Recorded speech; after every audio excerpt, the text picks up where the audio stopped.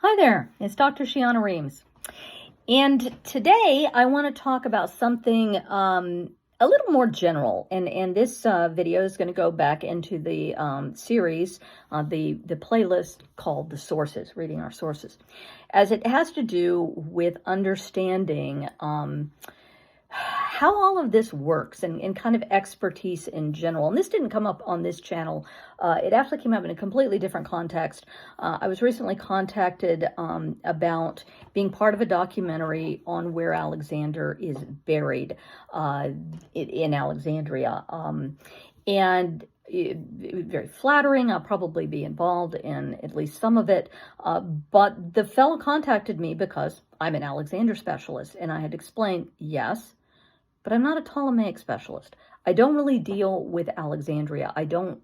Sure, I've read up on where Alexander's buried. I'm familiar with some of the controversies about it and some of the weirder theories out there about it. But I'm not really the person you need to talk to. Let me give you the names of people who are. Okay, and I gave him Tim Howe, who's going to be involved in it. Stan Burstein, who's older now and probably won't be. And yeah, I'm going to be involved talking about what I do, which is a little bit more on the Macedonian court, on the kingship, on religious understandings of the kingship, etc. That I can do. That I felt perfectly comfortable being a talking head. And sometimes they want you for things that aren't that specific. But I didn't want to paint myself as an expert in an area I'm not really an expert. That happens not infrequently, that people will ask me questions and I have to say, I don't know. That's not really my field. I can give you a generic answer, but I can't get into the weeds. I'm not an expert on that. And I blame Hollywood a little for this. Pop history in the stores sometimes. Be careful. I've said before, if you want to buy a pop history biography of Alexander or something, some of them are really good. Some of them not so much, because the person writing them isn't an expert. They may have a degree in history, and it may be a bachelor's. And it's not even in ancient history. It's just in history. Or they may have a bachelor's in something else entirely. And therefore, they're going out and they're reading experts.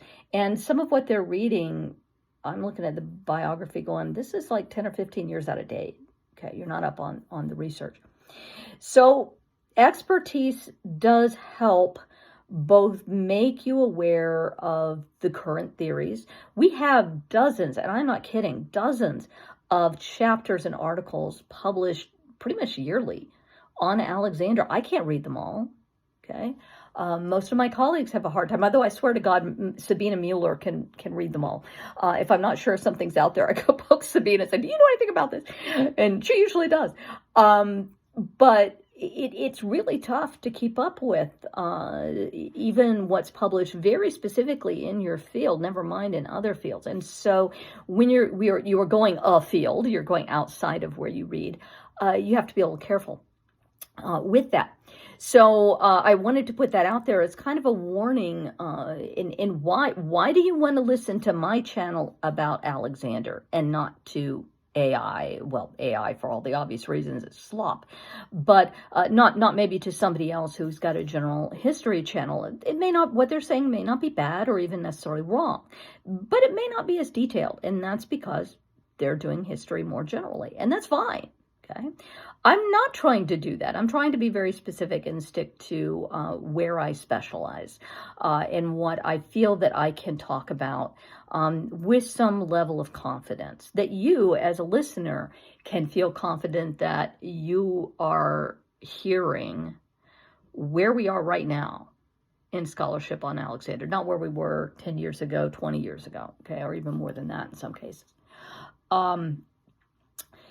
So this is important. In terms of expertise, I do these things on the sources because I do hope that folks who follow this channel will go out, if you've not already, pick up the sources and read them yourself. That's what I would really like. But as you are reading them yourself, you might want some guidance on how to understand what you're reading, okay? And not just in translation. Virtually everything on Alexander, including some fairly obscure things, are available now in English translation or will be shortly. And that makes it easy But if you have ever learned another language, especially if you're bilingual, you're very aware of the amount of interpretation that goes into translation. So every time you're translating something, it's very rarely one-to-one, certainly not with Greek, okay, or even Latin. That does not one-to-one translate into English well. You got to clean it up. You got to make it understandable for an English speaker, okay? So that's one problem that you've got, is that you are always interpreting a little bit. And sometimes you are interpreting even more, okay? And you've got to make a decision of how to translate this particular word, because if I translate it exactly, it's going to sound silly. But if I if I don't, then I am interpreting my understanding of this. And sometimes you may not translate it. Whenever I was writing Dancing with the Lion, I had to decide what to do with swear words. And I'll just give this as a good example of what I mean. There's this word in Greek, oimoi, which if you translate it means roughly alas or woe is me, both of which sound very archaic in English, and I don't think really convey how they were. An English speaker reading that would maybe giggle, or at least think it sounds, Shakespearean. It was much closer kind of to the way we use damn it, okay? But damn it has Christian connotations. Now, the Greeks understood the concept of being damned, sort of, but you're damned to something. So you're damned to Tartarus, or to pursuit by the Furies or something. You don't go to hell. They don't have a concept of hell, right? They don't even really have a concept of sin the way that we understand it. So I didn't want to use damn it. And my solution to this when I was writing the novels was to leave it as it was, and just, people are going to figure it out. My readers are not dumb. They can understand it from context. And I think that was the best choice. But these are the sorts of things. And if you are making a national translation, no, you cannot make that decision. You have to translate these words. And so that's an example, as I said, of the interpretation. Would I want to give an archaic version of oimoi? Would I want to give a Christianized version of oimoi that might get closer to how we use it, or how they used it to maybe how we might use it? In all of that, it goes into the translation. There's yet another level to this, okay? So yes, it's great. If you really, really want to study this stuff at a professional level, you need to be able to read the Greek. You need to get into their mind. That's why you learn the languages. It's not meant, although it often functionally acts as a barrier, okay? Because a lot of folks can't get Greek, can't get Latin. It's increasingly difficult to do so. And that keeps people out of classics and ancient history who don't have money. And this is very frustrating. As someone who comes from the other side of the tracks, I didn't come from wealth. I had to claw my way in. And my Greek will never be as lovely or good as some of my colleagues who learned it in high school or had that opportunity. But it's also important to understand the language in order to understand the mindset. There are words in Greek that are really tough to translate into English. We have words in English they didn't have in Greek. Okay.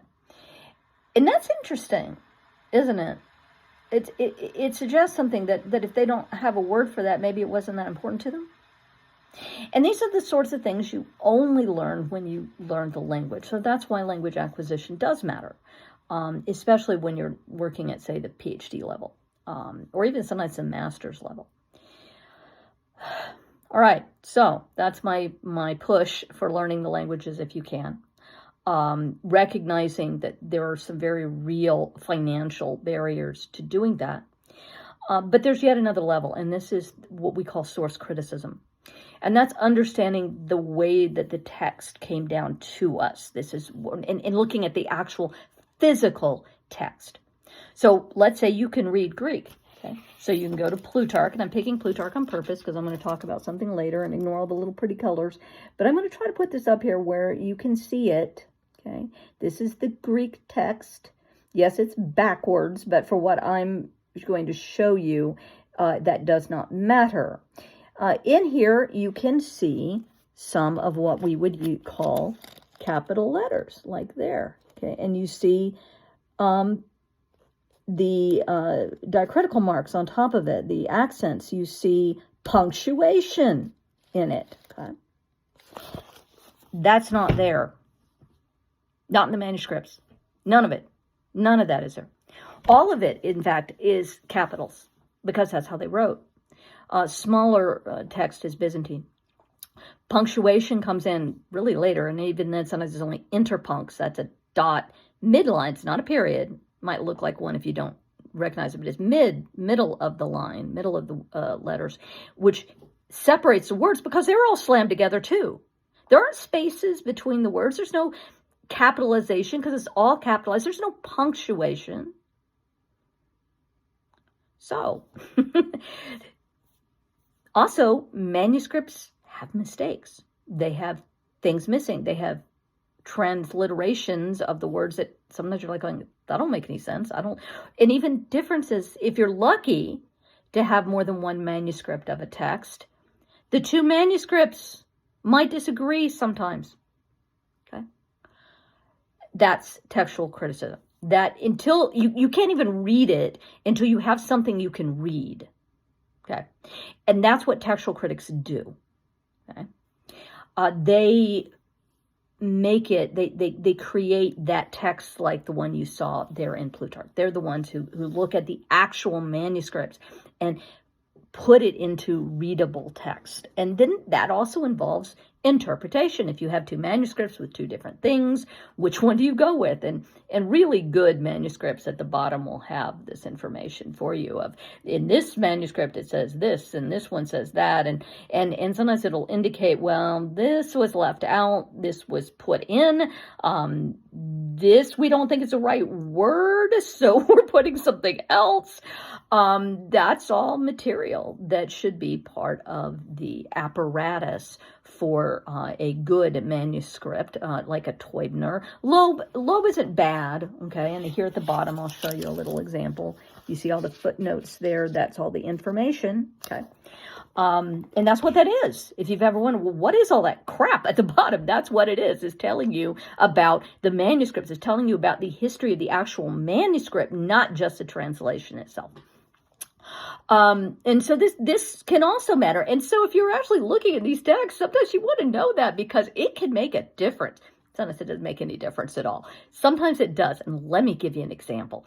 Like I said, making this concrete can sometimes help. So in an article that's going to come out in 2026, probably sometime mid-year, I'm not sure exactly, from Karanos, I've got a chapter in there on Craterus and Hephaestion and looking at this very famous incident Plutarch tells us about in India where they supposedly pulled swords on each other. And Alexander runs up and separates them and says, never do this again, or I will kill you both, or at least the one who started it. And he's dressing Hephaestion down in public. And then it says, oh, but he talked to Craterus in private. And there's a whole bunch of stuff embedded in this story. It's also not in the India narratives in Plutarch. He puts it earlier, in fact, related to the Philotas affair. That story of the pulling of swords appears nowhere else. Okay, it's not in Arrian. It's not in Curtius. It's not in Diodorus. Only in Plutarch. There might be one other reference to Craterus and Hephaestion from Plutarch that alludes to this, of a kind of dressing down of Alexander to Hephaestion, but there's a problem with it, okay? And my article is going to explain why I argue it never happened, at least not the sword-pulling part. I'm not arguing that the two didn't dislike each other. I think they probably did and conflicted with each other. But I have come to believe that Plutarch made it up, okay? And he did so, as he does in other places, by changing players or changing the event or adding to the event. He's making it dramatic. Plutarch and Hollywood would get along very well. But again, we don't see this in Curtius or in Arrian, both of which we might expect to see this story, and both of which don't have lacunae where we would expect to find this story, but it's not there. Diodorus is a lot more abbreviated, so we might say, well, it might not be in Diodorus. But Diodorus is the only other one that really references this conflict, or this contrast, not conflict, of Philolexandros and Philobasileus, okay, which is what Plutarch is doing there. And he's doing a wordplay. Okay? Again, the article goes into the details, so if you want to know more of the details of my argument and why I say I don't think this occurred, this is why. What I want to talk about is he have one other passage in Plutarch that might reference it. Maybe. It doesn't talk about swords, but it does give Alexander scolding Hephaestion, and it's not nearly as harsh as it appears in the Alexander itself. So remember, sometimes stories they're not cutting and pasting. I've said this many times. They are taking this and shifting it, and Plutarch's really noted for it. And I've got a bunch of other examples in that article where Plutarch has done this. And in the other version, it's actually not as I said, not as harsh, not as cruel, if you will, to Hephaestion. And the problem is, it might not say Craterus. Okay. And the reason it might not say Craterus has to do with source criticism. Today, if you go look at Loeb, or you go look at the modern Teubner, in the Greek, both of them will capitalize Craterus in that sentence, or reference to Craterus. But if you look at the older Teubner from the 1800s, that edition did not. And that's because the name Craterus actually has a meaning, just like the name hope or joy or serenity can also mean having hope, having joy, or being serene. Small s, small h, small j. And it's a problem here. Craterus might just mean strongly. It's an adjective, or it could be an adjective. And I think it actually was in that particular context, and that Plutarch took this later and shifted it. So I am not at all sure that the modern textual rendition there should be capitalized. Maybe it shouldn't. And we sure can't look at the original manuscript, because that's interpretation. And the Teubner probably changed looking at the Loeb, which is looking at Plutarch's version of this story and saying, oh, well, he's referencing this earlier. Maybe he is, and maybe it should be capitalized. But maybe not. So the original Teubner might have got it right and made it an adjective. So I wanted to give you an example. This is the sort of stuff that expertise, knowing a bit about the text and reading the Greek, and not just reading the Greek, but knowing how the texts themselves are passed down and we get them, can help us understand and interpret these stories about Alexander, and why sometimes a little expertise can be of value. And that, no, we're not experts on everything, nor should we be. So the classes, I teach classes at UNO on areas where I know enough about them to teach a class, but I am not an expert on ancient Egypt, but I talk about Egypt in my, world history class. I teach a class on the ancient Near East. I love me my Sargonids, my bloody Sargonids, but I am not in any way, shape, or form. I'm not going to go out there and publish academic work much on the Sargonids or on the Assyrians, etc. I do have one chapter on the Branchidae where I do bring in some ancient Near Eastern work, but I'm not an expert on that. I am an expert on Alexander's court, Argead history. I won't even claim to be an expert on the Antigonids later. I know about them. I could teach a class on Hellenistic Greece, but where I'm going to publish is in my field, and where I have real knowledge is in my little area, my little corner. And so that's why you trust me and not in AI, especially an AI version, but even generic history will sometimes get it wrong. Just like I would get it wrong if I was trying to do something on Caesar. Could I do something? Probably. Would I feel very confident in it the same way? No, not really, because I'm not getting into the weeds the way that I do on Alexander. So a little bit about expertise and why expertise is important. And as always, if you like these videos, if you've stumbled over this and you want more, you can go to the website or the YouTube channel site and look up things and like and subscribe so you get notifications when there are new information out there.